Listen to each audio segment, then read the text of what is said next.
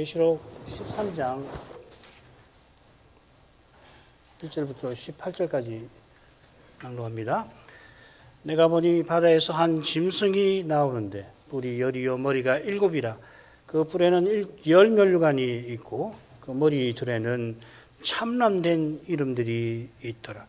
내가 본 짐승은 표범과 비슷하고 그 발은 곰의 발 같고 그 입은 사자의 입 같은데 용이 자기의 능력과 보좌와 큰 권세를 그에게 주었더라. 그의 머리 하나가 상하여 죽게 된 것 같으니 그 죽게 되었던 상처가 나음에 온 땅이 이상히 여겨 짐승을 따르고 용이 짐승에게 권세를 주므로 용에게 경배하며 짐승에게 경배하여 가로되 누가 이 짐승과 같으뇨 누가 능히 이로 더불어 싸우리요 하더라. 또 짐승이 큰 말과 참는 된 말하는 입을 받고 또 42달 일할 권세를 받으니라. 짐승이 입을 벌려 하나님을 향하여 회방하되 그의 이름과 그의 장막 곧 하늘에 거하는 자들을 회방하더라. 또 권세를 받아 성도들과 싸워 이기게 되고 각 족속들과 백성과 방언과 나라를 다스리는 권세를 받으니 죽임을 당한 어린 양의 생명책에 창세 이후로 농명되지 못하고 이 땅에 사는 자들은 다 짐승에게 경배하리라. 누구든지 귀가 있거든 들을지어다. 사로잡는 자는 사로잡힐 것이요 칼로 죽이는 자는 자기도 마땅히 칼에 죽으리니 성도들의 인노와 믿음이 여기 있느니라. 내가 봄에 또 다른 짐승이 땅에서 올라오니 새끼 양같이 두 뿔이 있고 용처럼 말하더라. 저가 먼저 나온 짐승의 모든 권세를 그 앞에서 행하고 땅과 땅에 가는 자들로 처음 짐승에게 경배하게 하니 곧 죽게 되었던 상처가 나은 자니라. 큰 이적을 행하되 심지어 사람 앞에서 불이 하늘로부터 땅에 내려오게 하고 짐승 앞에서 받은 바 이적을 행함으로 땅에 가는 자들을 미혹하며 땅에 가는 자들에게 이르기를 칼에 상하였다가 살아난 짐승을 위하여 우상을 만들라 하더라. 제가 권세를 받아 그 짐승의 우상에게 생기를 주어 그 짐승의 우상으로 말하게 하고 또 짐승의 우상에게 경배하지 아니하는 자는 몇이든지 다 죽이게 하더라. 제가 모든 자 곧 작은 자나 큰 자나 부자나 빈궁한 자나 자유한 자나 종들로 그 오른손에나 이마에 표를 받게 하고 누구든지 이 표를 가진 자 외에는 매매를 못하게 하니 이 표는 곧 짐승의 이름이나 그 이름의 수라. 지혜가 여기 있으니 총명 있는 자는 그 짐승의 수를 세어보라. 그 수는 사람의 수니 666이니라. 용이 자기가 땅으로 쫓겨난 것을 보고는 남자를 낳은 여자를 핍박합니다. 그러나 여자가 큰 독수리의 두 날개를 받아 광야 자기 곳으로 가서 양육받으며 뱀의 낯을 피합니다. 뱀이 호시탐탐 여자를 노립니다. 이를 아는 여자라 뱀은 간소하게 그 뒤에서 강물을 토해 그 강물에 여자가 떠내려가게 하는 거죠.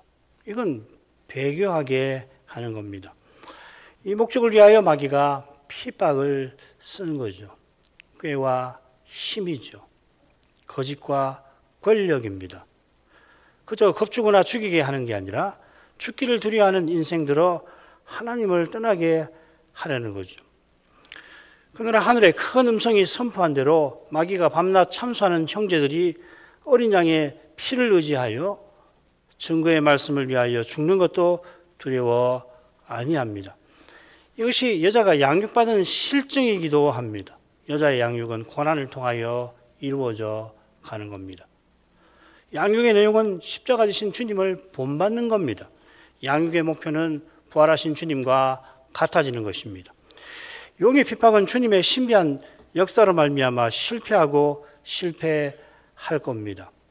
한 가지 남은 사실을 더 살피고 그 다음 절로 가겠습니다. 그게 뭔가 하면 용이 토해낸 강물을 땅이 도와 그 입을 벌려 용의 입에서 토한 강물을 삼킨다 하는 이 표현입니다. 주님께서 실패하게 만드시는 거죠.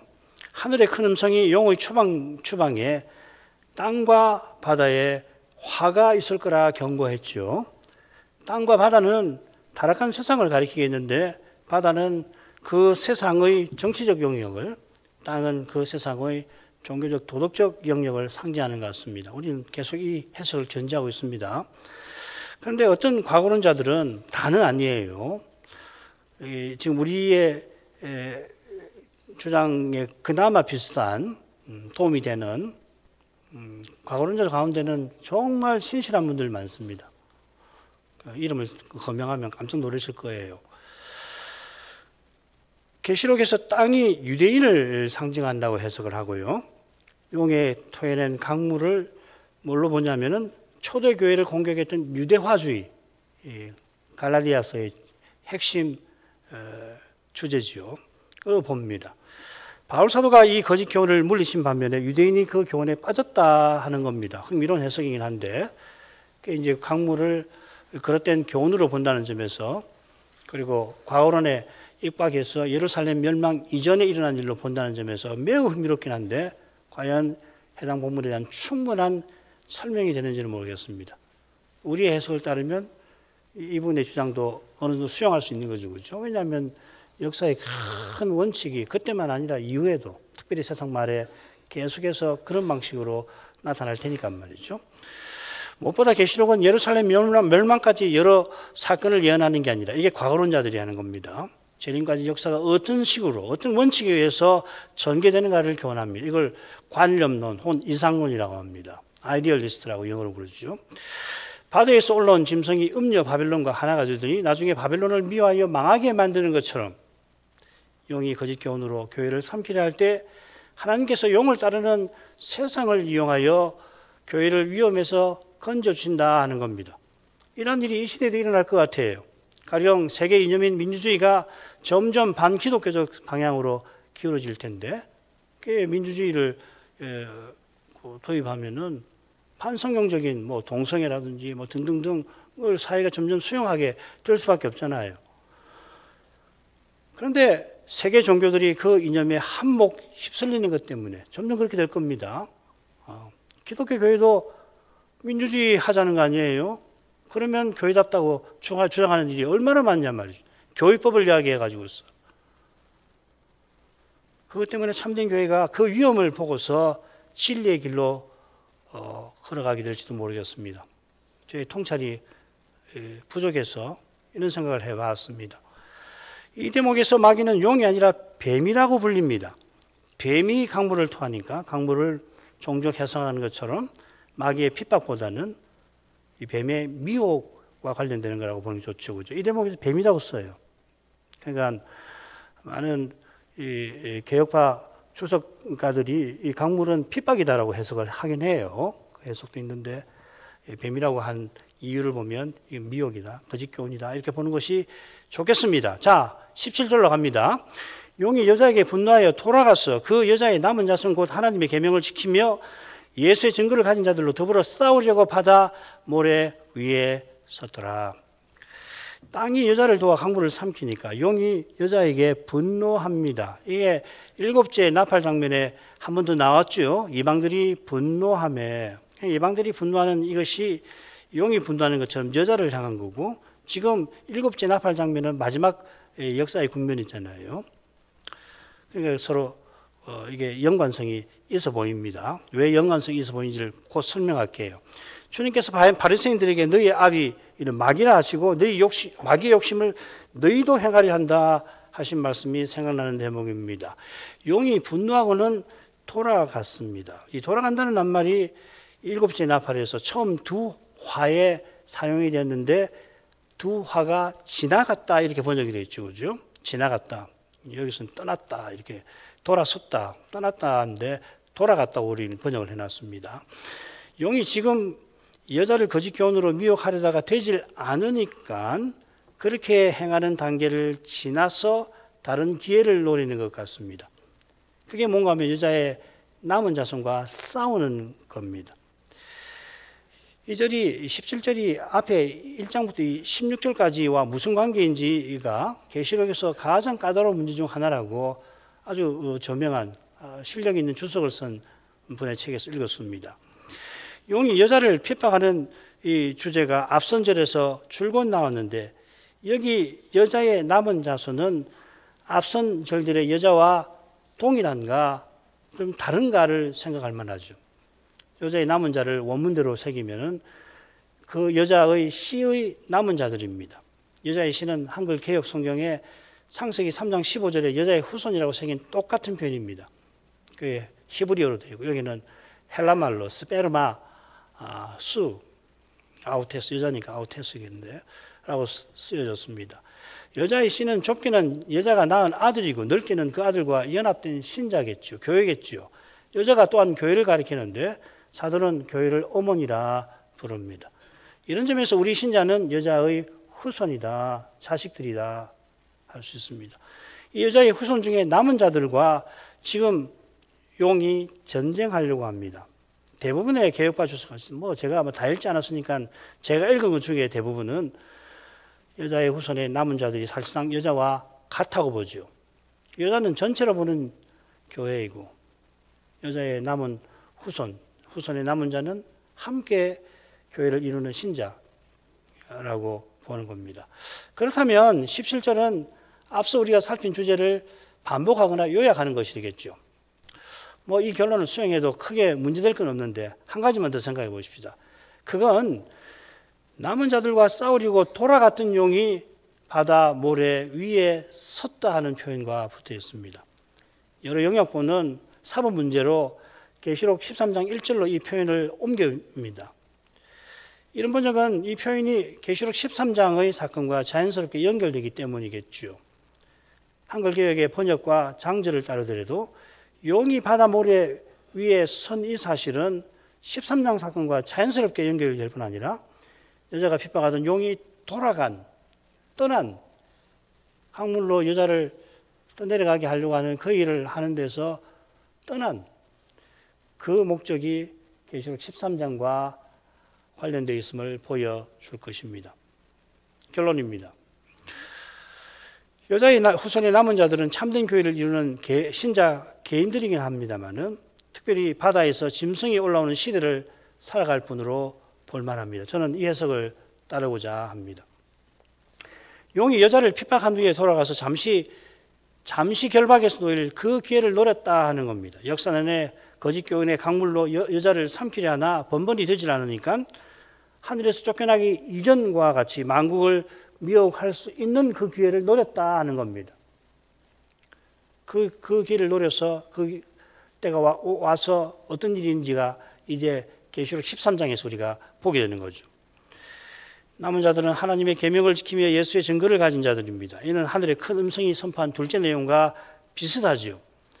이들처럼 하나님의 계명을 지키며 예수의 증거를 가진 이들도 죽기까지 자기 생명을 아끼지 아니할 것입니다. 둘째 내용은 승천 직후에 있었던 일이라고 해석을 했지 않습니까? 죽임 나가신 주님께서 죽음의 권세 잡은 자 마귀를 없이 하려 하신 것처럼 여자의 씨의 남은 자들도 자신의 주님을 본받아서 죽음의 고난을 겪음으로 주님의 승리에 참여할 겁니다. 자, 12장 여기까지 하고 13장으로 가십시다. 용이 교회를 멸하려고 마침내 바다 모래 위에 서 있습니다. 그 이유가 바로 바다에서 나오는 짐승에 있겠습니다. 바다에서 올라온 짐승에게 용이 자기 권세를 주니까 온 땅이 그를 따르고 숭배합니다. 바로 이것을 용이 바라고 바랐겠죠. 이 일을 땅에 올라온 짐승이 특별히 맞습니다. 경배하게 하는 일이 둘째 짐승이 어떻게 하는가가 두 번째 이 육지 짐승의 대목 13장 11절부터 17절에 자세히 나옵니다. 그리고 이제 특징이 뭐냐면 이 두 짐승의 장면 각각 끝에 권면이 나와요. 예를 들면 9절 10절에서는 귀 있는 자는 들을지어다 하고서 끝에 보면 여기 있다 성도의 인내와 믿음이 이렇게 되어 있습니다. 마찬가지로 18절에 보면은 여기 있다 지혜가 짐승의 수를 헤아려보라. 아주 문학적으로도 이 각각 이 권면이 서로 연결이 되어 있다는 것을 알 수가 있죠, 그죠? 그래서 1절 8절까지 이 바다 짐승의 장면, 그리고 9절 10절은 권면, 그 권면이죠. 그 다음 11절부터 17절까지는 육지에서 올라온 짐승에 관한 내용, 그리고 18절은 거기에 따른 권면, 이렇게 1, 2, 1, 2 이렇게 보면 좋겠습니다. 그리고 여기 쉽지요. 자, 그 다음 첫 번째 바다 짐승 장면으로 가봅시다. 먼저 줄거리를 보는 게 좋겠습니다. 설명을 다 하고. 1, 2절 상반절은 바다에서 올라온 짐승이 어떤 존재냐. 그 정체의 특징이 되겠습니다. 한마디로 말하면 다니엘 7장에 나오는 네 짐승의 복합체 같은 용모를 가지고 있습니다. 그 다음 2절 하반절부터 4절은 용이 짐승에게 권세를 주니까 온 땅이 경배하면서 찬송을 드려요. 누가 저와 더불어 싸우리요. 요 싸운다는 말이 나옵니다. 이게 7절 상반절하고 연결될 겁니다. 그리고 한가운데 짐승이 하나님과 교회를 회방하는 내용이 가장 길게 5, 6절에 나옵니다. 그리고 7절 상반절에 다시금 짐승이 성도와 싸워 이긴다 하는 앞에는 찬송을 드리죠. 누가 이 짐승과 싸워 이기기는 없다. 그래서 그 사실을 7절 상반절에 기록을 해놓은 거죠. 그죠? 그리고 7절 하반절부터 8절은 짐승이 각 족속과 백성과 방언과 나라를 다스리는 그런 권세를 만든다. 단일 정부를 형성하게 될 거다. 이 말이죠. 그죠? 그 밑에 설명은 뭐 금방 한 내용으로 대신 해도 되겠습니다. 퍽 정교하게 이루어져 있습니다. 자, 가보십시다. 1, 2절 상반절. 내가 보니 바다에서 한 짐승이 나오는데 뿔이 10이요 머리가 7이라. 그 뿔에는 10면류관이 있고 그 머리들에는 참란된 이름들이 있더라. 내가 본 짐승은 표범과 비슷하고 그 발은 곰의 발 같고 그 입은 사자의 입 같은데 거기까지입니다.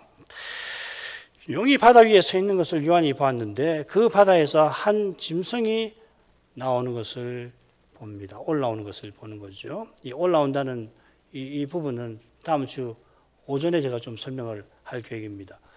용이 바닷가에 서 있다고 하지 않고 바다 모래 위에 서 있다고 했어요. 모래가 계시록에 한 번 더 나오는데 용의 군대를 가리켜 쓰입니다. 이건 제가 볼 때는 우연이 아닌 것 같아요. 이런 것이 정말 흥미로운 겁니다. 성경을 사도들이 쓸 때 낱말 하나하나를 성신께서 가르치신 용어를 사용할 뿐만 아니라 그 줄거리에 있어서도 기가 막히게 하는 거예요. 그러니까 성경 읽을 때 이런 거 낱말 하나하나를 그냥 그렇구나 바닷가 가니까 모래가 있었던 모양이지 모래가 이상 중에 보였던 모양이죠. 왜 모래가 이상 중에 하필 보였을까요? 그 말입니다. 바다에서 한 짐승이 올라옵니다. 바다는 구약부터 열방을 상징합니다. 계시록 17장 1절에도 그런 표현이 나옵니다. 바벨론 음녀가 물 위에 앉았죠. 그죠? 바다에서 짐승이 올라온다는 것은 그가 세계제국을 다스릴 자임을 상징합니다. 이게 다니엘 7장 처음 나오는 장면이기도 합니다. 7장 3절 큰 짐승 넷이 바다에서 나왔는데 그의 용모가 이어 나오는데 일단 용을 빼다 박았습니다. 그 12장 3절하고 계시록 13장 1절 보면은 매우 비슷하죠. 그죠? 머리와 뿔의 개수가 둘이 같은데 면류관의 수가 면류관을 쓰는 위치에 따라 다릅니다. 용모를 표현하면서 짐승의 머리가 여기서는 강조가 되어 있죠. 짐승의 머리가 7인 것은 다니엘 7장에 네 짐승의 머리가 모두 7인 것과 무관치 않죠. 처음에 사자, 곰, 표범, 그 다음에 이름을 알 수 없는 짐승이 나오는데 그럼 넷이잖아요. 그런데 표범의 머리가 넷이죠. 그죠? 그러니까 모두 7이 되는 거예요. 거기도. 결국, 그죠? 사자, 곰, 표범이 넷, 6이 되죠? 그리고 흉측한 짐승, 네 번째 짐승, 머리 하나. 7개인데 그것과 무관치 않은 것 같아요. 요건 나중에 16장, 17장 가서, 18장 가서, 특별히 16, 17장인데, 17장에서 매우 어려운 주제를 다룰 때 다시 이 주제로 이 부분으로 돌아올 겁니다. 우선은 뭐 들어만 놓으십시오. 짐승의 머리가 강조되는 이유가 곧 나옵니다. 그 회방하고 관계되는데요. 짐승이 10뿔의 면류관을 쓴 뜻도 바벨론 멸망 장면에서 다루어질 겁니다. 그 왕들 이야기 나오는 그 대목인데요. 용이 성부 하나님을 위조하는데 위조라는 말이 딱 맞지는 않지만 모조, 모방 뭐 이런 말을 쓰는데 제가 위조라고 썼습니다. 거짓이라는 말을 강조하기 위해서 위조, 모조라고도 할 수 있는데 그보다 위조가 좀 더 가까워서 위조라는 말을 좀 충분치 않아서 씁니다. 그 취지는 뭐냐면 거짓되게 모방한다는 이야기죠. 그죠? 바다 짐승은 용과 너무 닮아서 7뿔을 가지신 어린 양과 엇비슷하지요. 새끼 양같이 2뿔이 있다. 새끼 양이라고 했는데 어린 양과 똑같은 말입니다. 매우 다릅니다. 다른 이유는 그가 용처럼 자기를 신격화하는 데 있습니다. 반면에 땅에서 올라온 짐승은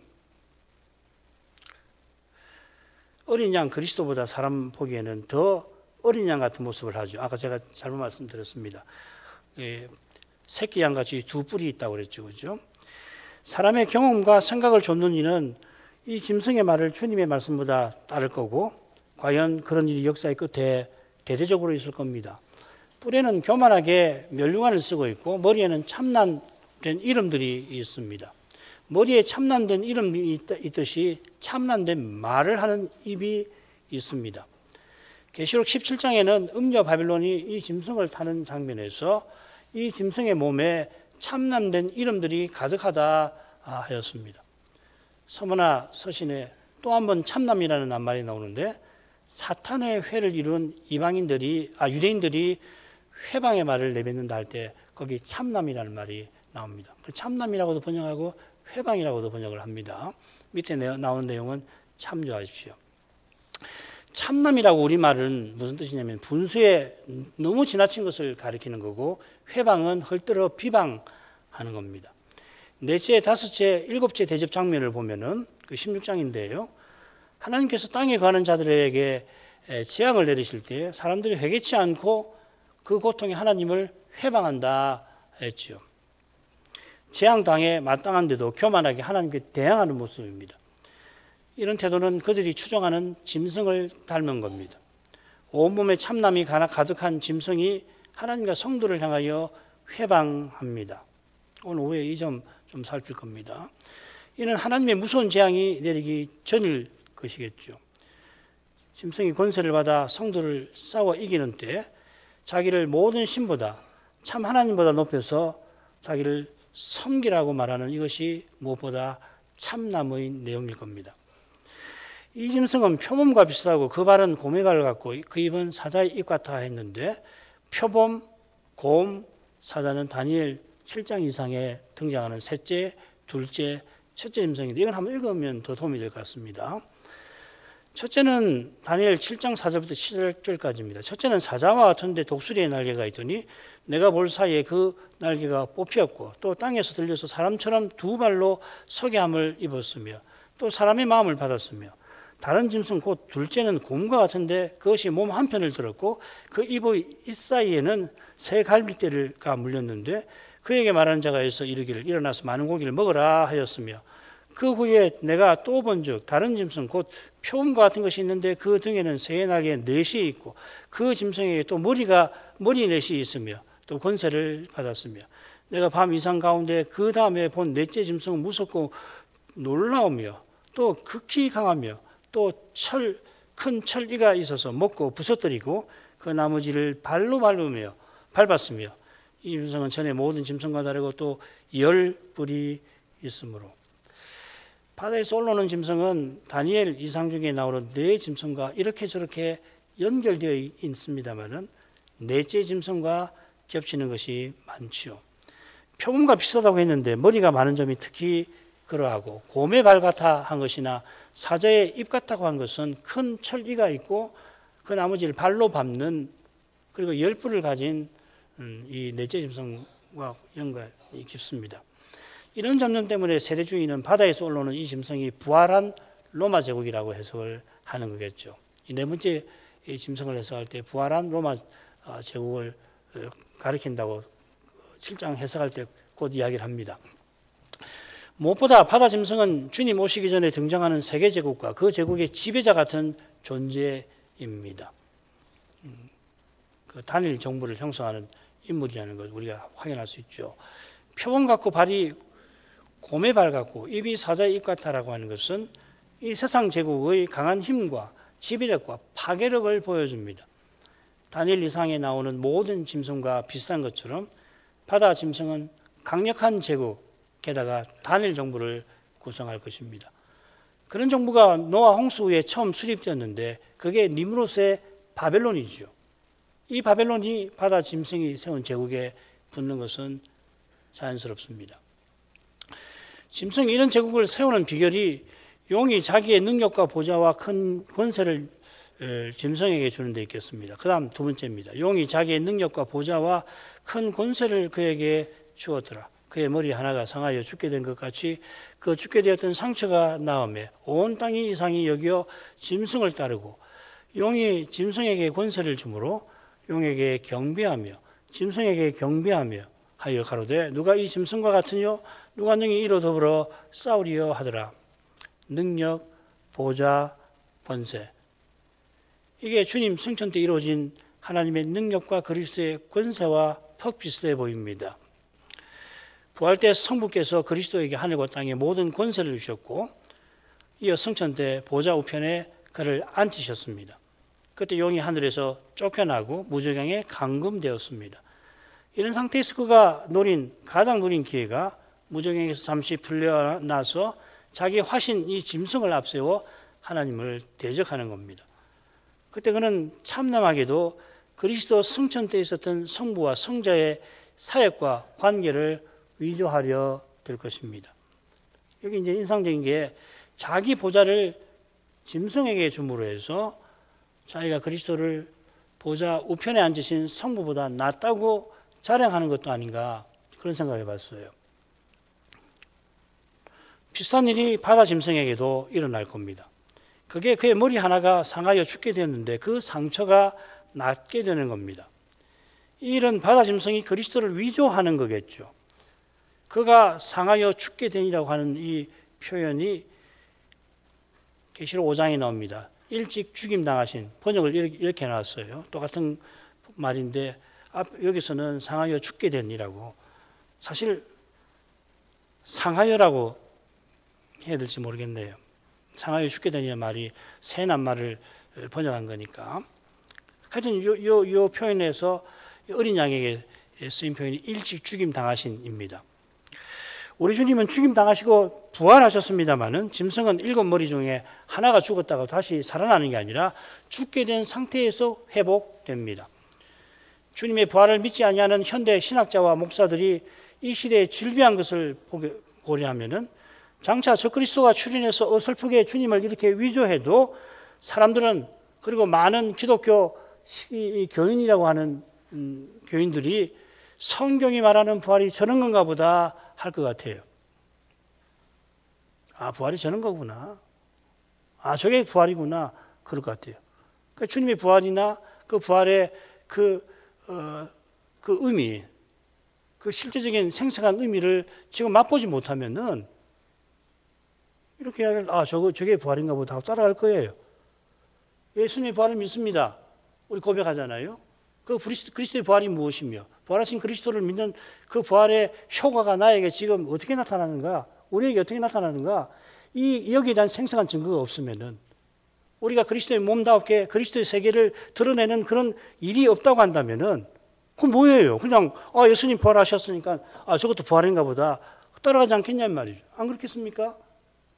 통계를 보란 말이죠. 지금 수많은 신학교의 신학자라고 하는 사람들, 소위 주류를 이루는 그 교회들의 강단에서 예수님의 부활을 어떻게 가르치고 있냔 말이에요. 우리가 고백하는 그 내용이 어떻게 다릅니까? 여러분 어떻게 달라야 합니까?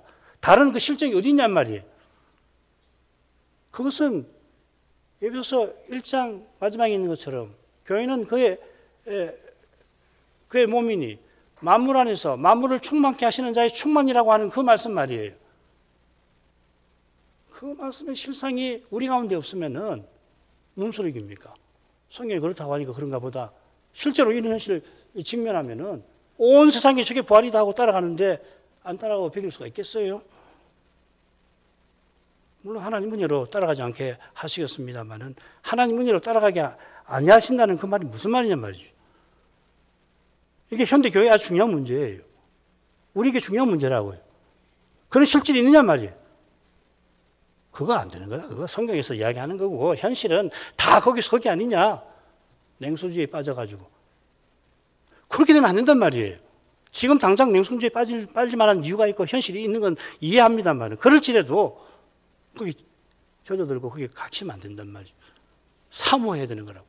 그 실질이 틀림없이 있는 거다. 그리스도 하늘에 살아계신다. 고백하죠. 살아계셔서 세대주의자처럼 그냥 안방에 계시듯이 보좌에 가만히 앉아 계십니까? 아니란 말이죠. 뭐 하시느냐 말이죠. 에베소서 2장 12절 다시 인용하죠. 내가 아버지를 내 형제들에게 선포하고 내가 교회 중에서 아버지를 찬송하리이다. 부활하실 때 그런 서원을 하셨다고 히브리서 선자가 그렇게 해석을 해놓은 거라고요. 그리스도가 지금 살아계셔서 어떤 일을 하시는가? 참된 예배에서, 하늘 예배 이런 신약 교회에서 자기 아버지를 형제들에게 선포하는 일이 있단 말이에요. 그래서 주의 영광을 보는 거라고요. 고린도서 3장 18절. 우리가 거울로 보는 것처럼 주의 영광을 보니, 그게 무슨 말입니까? 하나님 말씀에서 그리스도 복음을 전파할 때에 거기 그리스도가 임재하셔서 자기 형제들에게 선포하시니까 자기를 드러내시니까 그게 주의 영광이라고요. 그걸 비추면 바다에 박히는 거라고요. 그 영광을 봐야 그리스도의 몸과 지체로 변모되어 나가는 거라고요. 이런 일이 있느냐 이 말이에요. 없었습니까? 있었죠. 지금 있습니까? 있어야죠. 앞으로 있어야지요. 이걸 위해서 사시라고요. 이걸 위해서 기도하시라고요. 여기에 전부가 걸려있는 거라고요. 여기. 고작 내 생명만 아닙니다. 내 생명을 고작이라고 말씀하시니까 건방지게 들 수 있지만은 고작 내 생명이 아니잖아요. 뭘 말씀하는지 아시겠죠?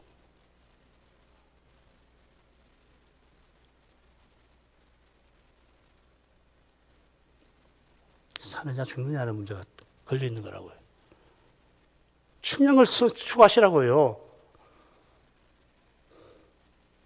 금방 알아차릴 것을 차리지도 못하고, 그러면은 이런 때가 우리 시대에 올지 않을지 모릅니다. 모르죠. 오더라도, 혹은 그런 시대 오지 않더라도 이런 현실에서 거룩한 감각이 없으면 못 알아채는 겁니다. 거룩한 감각이 뭡니까?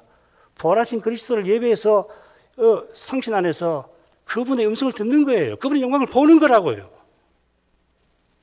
그런 교회로서 존재해야 됩니다. 소수가 모이더라도.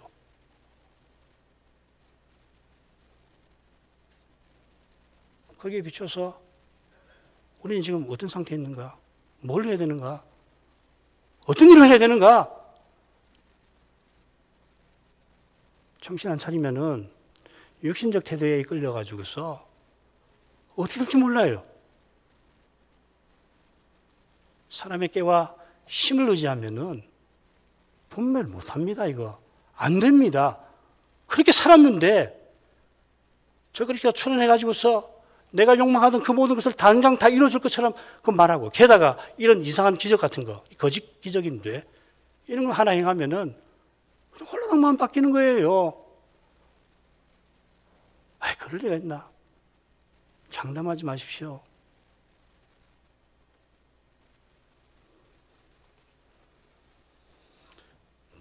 왜 이렇게 위조를 하는가? 그 목적이 온 땅이 이상히 여겨 짐승을 따른다 했죠. 다 빼고요.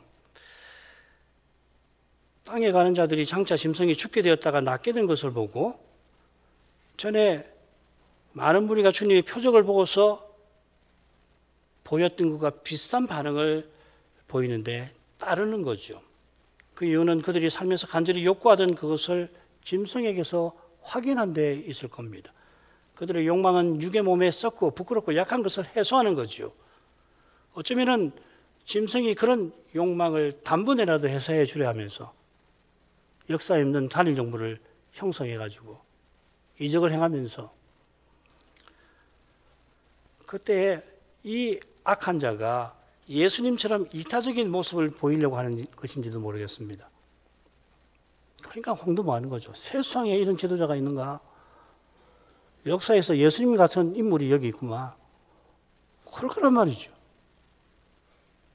온 세상이 그러는데 어떻게 되겠습니까? 아무튼지 온 세상이 짐승에게 일어난 일종의 기적을 보고 그를 따르는데 용에게 경배하고 또 짐승에게 경배합니다. 한글 개역은 짐승이 용에게 경배하는 것처럼 읽힐 수 있는데 자세히 읽어보면 땅에 가는 자들이 용에게 경배하고 짐승에게 경배하는 겁니다. 그들이 용도 경배하는 이유가 용이 짐승에게 권세를 주었기 때문이다 이렇게 기록합니다. 용이 죽을 뻔하다가 회복된 짐승에게 권세를 주어 그래서 온 세상이 경배하게 용을 경배한다라기보다는 2절에서 용이 짐승에게 주니까 권세를 주니까 그 내용입니다. 짐승이 사람의 마음을 홀릴 기이한 일을 행했다 하는 말입니다. 바울 사도의 말을 참조하지요. 악한 자의 마음은 사탄의 역사를 따라 모든 능력과 표적과 거짓 이적과 불의의 모든 속임으로 멸망하는 자들에게 임하리니 모든 능력과 표적과 거짓 이적 곧 불의의 모든 속임 이렇게 읽어야 합니다. 이 셋을 묶어야 됩니다. 원문으로 보면 딱 묶여 있어요. 능력, 표적, 기적은 주님과 사도들이 하나님 나라를 전파할 때 그 나라의 능력, 복을 나타내는 희한한 방법, 참된 기적이죠. 짐승이 그리스도를 위조해서 희한한 일들을 행할 것입니다마는 아울러 거짓 기적도 행할 겁니다. 실제로 희한한 일을 행하는 목적도 불의의 모든 속임에 있는 거예요. 교회를 미혹하고 인류를 멸망하게 하는 데 있습니다. 이 목적을 위하여 그는 악한 자니까 거짓 기적도 쓸 것입니다. 오늘날 많은 신학자와 목사가 예수의 부활을 주님과 사도가 전한 대로 가르치지 않고 그저 예수의 이타심 정도 본받는 것으로 가르치는데 사회적으로나 개인적으로 그런 교훈을 즐겨 듣는 교회와 교인들은 장차 짐승의 거짓 기적에 속아 넘어가지 않을 수 없을 겁니다. 그런데 부활하신 주님께서 참된 교회와 신자와 함께 주님이 고난받으시는 이 신비를 맛보지 못한다면, 그런 일이 없다고 한다면, 그래 주님을 믿노라 하지만은 육신적 태도로 행하는 교회와 신자는 실컷 와서 결국 이야기하는 것은 자기 행복과 자기 영광뿐이라고 한다면은, 그러니까 사람의 힘과 꾀를 동원하는 거 아니에요. 저 교묘한 미혹과 무서운 핍박을 못 견디죠. 무슨 수로 견디겠습니까? 식별도 못하고 목숨이 간당간당한데 제발 나와서 부역하고 말지 않겠어요? 복음은 단순합니다. 복음은 순수합니다. 기도하겠습니다. 걸어가신 아버지, 용이 메시아를 삼키지 못하고 오히려 하늘에서 있을 꽃을 얻지 못하게 되었을 때 그 악한 자가 그 악한 욕심에 끌려서 메시아의 교회를 망하게 하려고 강물을 여자의 뒤에 토하여 흘려 떠내려 가게 합니다. 이런 일이 사도 시대부터 이후로 계속 이루어지고 있고, 우리 시대는 그 일이 얼마나 두려운 것이 되었는지 실감할 수 있는 시대가 되어 있사옵나이다. 여자의 뒤에서 그런 일을 행하고 있으니 여자가 스스로는 그 일을 잘 알지 못하고 혹 안다 해도 흘러 떠내려가지 않을 수가 없다 하는 것을 이 시대의 주류의 교회에서 이루어지는 행태들을 통하여 확인하게 하십니다. 아버지요, 이런 일에 관하여 말씀에 충직한 종을 통하여 저희같이 미련한 자들도 알게 해주심을 감사합니다. 알게 하신 그 뜻이 어디 있는지 명심하게 하옵소서. 마귀가 이런 일을 이루지 못하도록 하나님께서 땅의 여자를 돕게 하실 텐데, 이 시대에는 이러한 일이 어떻게 이루어지고 있는지 통찰할 수 있게 해 주옵소서. 그처럼 마귀가 실패하고 돌아가서 노리는 그 일이 얼마나 무서운 것인지 바다와 땅에서 올라오는 짐승의 장면을 통하여 잘 배우게 해주시고, 그 말씀의 빛 가운데에서 우리 시대, 우리 현실, 또한 나의 심령과 태도를 살피게 해 주옵소서. 예수님 이름으로 기도합니다. 아멘.